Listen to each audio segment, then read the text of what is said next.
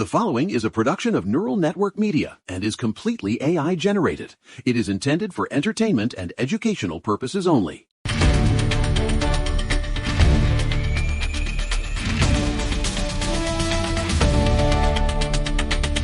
Okay, gang, it is Wednesday, March 25th, 2026, and you are listening to The Neural Right, your daily dose of common sense in a crazy world.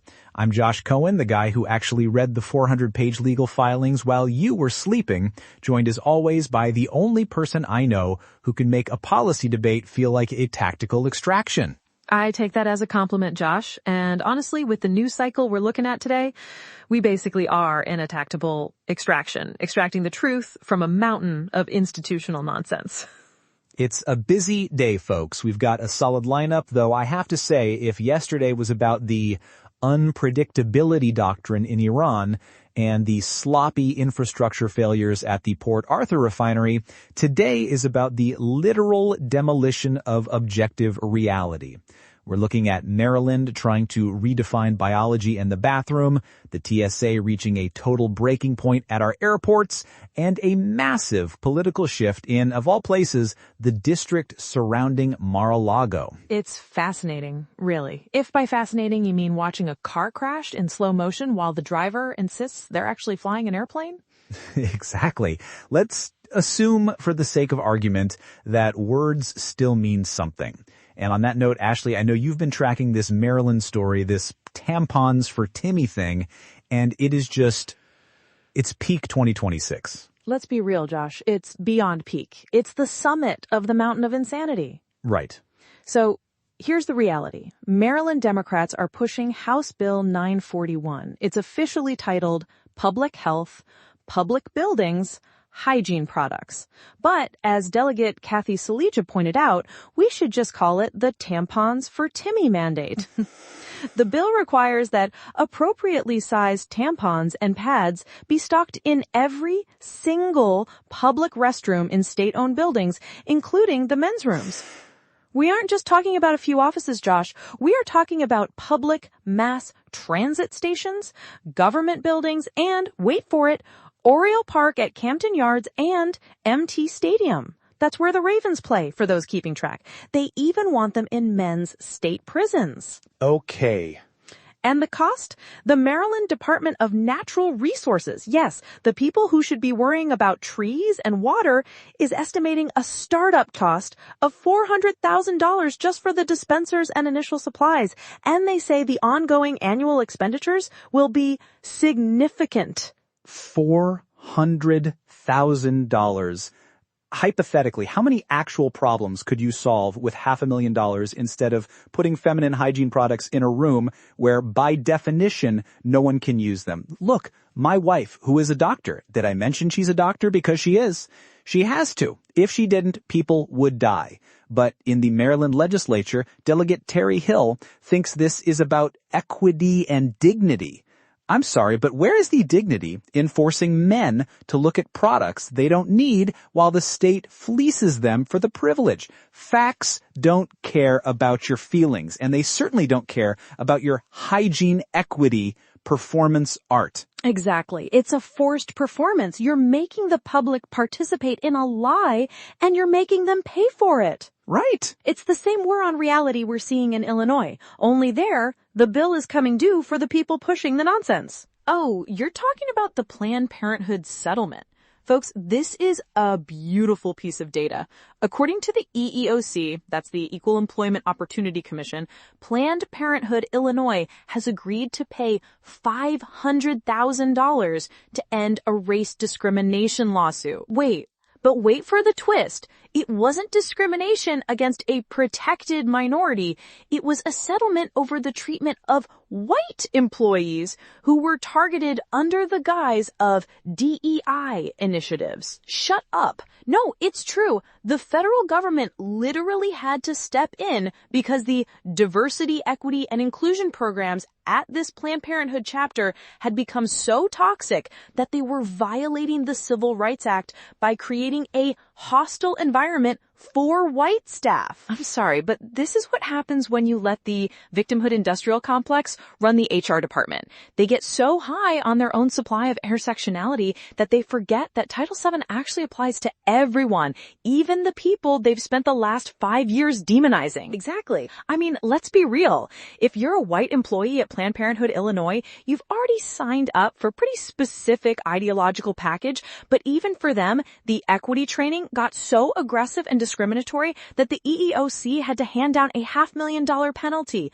Life is hard, get a helmet, but apparently Planned Parenthood needs a helmet for the legal firestorm they built themselves. It's the sloppiness that kills me, Ashley. From a legal standpoint, it's a total failure of institutional integrity.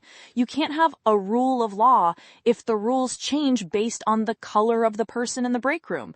But while we're talking about institutional failure, have you seen what's happening at the airports? Because this DHS funding standoff is officially a catastrophe. Excuse me? A catastrophe is an understatement. I was looking at the CBS reports this morning, and it's like a third world country at Hartsfield-Jackson. Mm-hmm. We are in the 6th week of this partial government shutdown targeting DHS, the 3rd time in 6 months, by the way, and the TSA is falling apart. Over 50,000 agents are working without pay, and the system is at a breaking point. We've had 460 TSA officers quit just since Valentine's Day. Wow. And the sick-out numbers are staggering. In Houston, the Hobby Airport has a 40.8% call-out rate. Atlanta is at 38%. New Orleans is at 36%. If you're a traveler, you're looking at 4-hour wait times, and that's if you're lucky.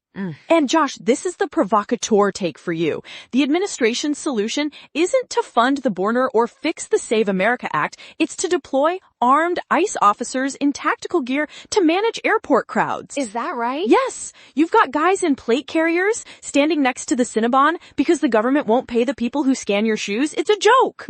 It's security theater turned into a security nightmare. Okay, let's assume, for the sake of argument, that the Save America Act is the sticking point here. The GOP is basically saying, we aren't going to fund the TSA or DHS if you won't agree to verify that only citizens are voting in federal elections. That is a common sense position. But the administration would rather have ICE officers in tactical gear at the Delta Gate than agree to basic voter integrity, right?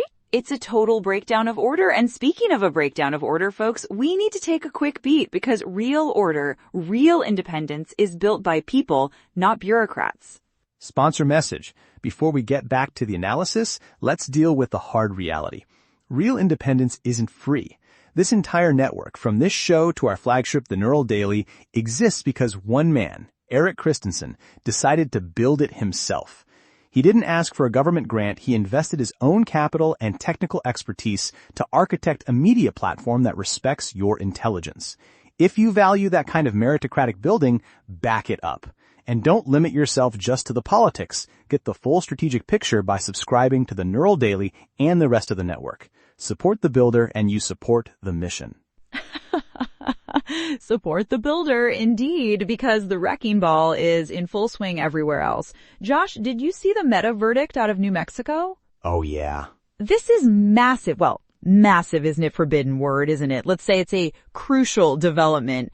A New Mexico jury just ordered Meta, Zuckerberg's empire, to pay $375 million in civil penalties. This is the first time a jury has found them liable for facilitating child sexual exploitation. The evidence from Operation Meta files showed how their algorithms were literally enabling predators to groom kids. And then the encrypted messenger specifically to hide the evidence from law enforcement. From a Harvard law perspective, this is the beginning of the end for the Section 230 shield. You cannot claim you're a passive platform when you're actively building encryption tools designed to shield criminals from discovery. It's a $5,000 penalty per violation, and they had thousands of them. Good. It's the lawfare era, though. While Meta is getting sued for legitimate child safety issues, we also have the Arctic Frost documents coming out showing federal judges and prosecutors coordinating to target political opponents. The legal system is becoming a weapon rather than a shield. And while they're busy with political lawfare, the career criminals are running the show. Ashley, did you see the guy in Thurston County? Oh, the 98-time loser? 98, the rest, this guy was in a high-speed chase doing over 100 miles per hour through Olympia, Washington, and when they finally stopped him, they found a custom-built bong integrated into the dashboard of his truck so he could comfortably smoke drugs while driving. This guy is a 4-time convicted felon. He has 27 prior misdemeanor convictions, and he's been arrested 97 times before this. Why was he on the street? Because equity, Josh. Exactly. This is why Congressman Roy from Texas, introduced the Career Criminal Accountability Act yesterday. It's a federal point system. You get a quarter strike for a misdemeanor, half a strike for a nonviolent felony, and a full strike for a violent one. 3 strikes and you are in federal prison for life. Period. It's about time. Honestly, life is hard, get a helmet should be the motto for these guys who keep letting these monsters out. If you've been arrested 98 times, you haven't failed the system. The system has failed the citizens. It's sloppy. It's just so incredibly sloppy. But look, we have to spend the rest of our time on the main story of the day. And it's one that I think you and I might have some different thoughts on, Ashley. Oh, you mean the Mar-a-Lago flip? Exactly. Folks, according to The Guardian and the AP, Democrat Emily Gregory, a first-time candidate and public health expert, just won a special election for Florida's 87th State House district. Now, for those who don't know the Florida map, that district literally encompasses the Mar-a-Lago estate. Wait. President Trump's backyard just went blue. Gregory defeated the Trump-endorsed Republican by 2.4 points. And get this, the seat was held by a Republican who won it by 19 points in 2024. I'm sorry, but that is hilarious. The Democrats are doing victory laps, saying this is a seismic shift, and frankly, maybe they're right. If you can't win in the district where the leader of your party lives, you've got a branding problem. Okay. But here's my take. John Maples, the Republican, was a weak candidate who relied on the Trump brand instead of talking about the fact that property insurance in Florida is through the roof. Gregory was smart. She talked about healthcare and insurance, things people actually care about when they're not looking at Truth Social. I disagree, Ashley. I don't think it was a weak candidate issue. I think it's a data issue. If you look at the turnout, it was a special election with typical low numbers. But look at the mail-in ballot data. President Trump himself voted in this race via mail-in ballot, the same mail-in ballots he's been calling cheating for the last 3 years. Right. My wife, who is a doctor, she has to follow protocols. If you tell people the system is broken, don't be surprised when they don't show up to use it. The GOP has been told for years to stay away from mail-in voting, while the Democrats have mastered it. Gregory didn't win because she has better ideas. She won because her voters actually used the tools available to them. Oh, excuse me, Josh, you're sounding like a McKinsey consultant again. Lef, the tools available don't matter if the message is boring. People didn't stay home because they were confused by mail-in ballot rhetoric. They stayed home because John Maples didn't give them a reason to get off the couch. Let's assume... Let's be real. If the Trump plus 11 district flips, it's because the GOP is acting like they've already won. They're lazy. They think the red wave is a guarantee. Gregory was out there talking about property taxes. Maples was probably talking about woke schools for the 500th time. At some point, people want to know how they're going to pay their mortgage. But you're ignoring the legal landscape. Look at the Watson versus RNC case. SCOTUS is literally signaling right now that they are going to mandate that all ballots be received by Election Day. The GOP's strategy is built on the idea that the Election Day vote is what matters. And they're right. If the Supreme Court rules that way, Gregory's little mail-in surge wouldn't have been enough. Facts don't care about your feelings, Ashley, and the fact is the GOP is playing for a received by Election Day world while the Democrats are playing in a trickle in for a week world. Until the Supreme Court fixes that, these local races are gonna keep flipping because of the sloppy way we handle our ballots. Josh, you're obsessed with the process. I'm telling you, it's the culture. People are tired of the chaos. When you have a 98-time arrested criminal on the news, and then you have a Republican candidate who can't explain how he's going to lower your insurance premium, you lose. Okay. It's not sloppy ballots, it's sloppy candidates. The Mar-a-Lago flip is a wake-up call that owning the libs isn't a policy platform. It's fun for a podcast, but it doesn't fix the hole in your roof. Hypothetically, let's look at the mid-decade redistricting battle in Missouri and Virginia. The Supreme Court of Virginia just cleared a path for a redistricting referendum. The lines are literally being redrawn to favor Democratic incumbents. If you combine sloppy ballot rules with gerrymandered mid-decade redistricting, you're creating a permanent minority for the GOP regardless of how good their insurance plan is. Everything is rigged to you, Josh. How about we just try winning? How about we just try being so good they can't ignore us? Emily Gregory was a first-time candidate. She wasn't a machine politician. She just outworked a guy who thought he was safe because he had a Trump sticker on his bumper. Life is hard. Get a helmet. And if you're a Republican in Florida, maybe stop assuming the voters are in your pocket. Look, we agree that the outcome is a disaster, but folks, the reason this matters is because it sets the narrative for the 2026 midterms. If the media can point to Mar-a-Lago and say the Trump brand is dead, it doesn't matter if it's true, it becomes the reality that donors and activists believe. True.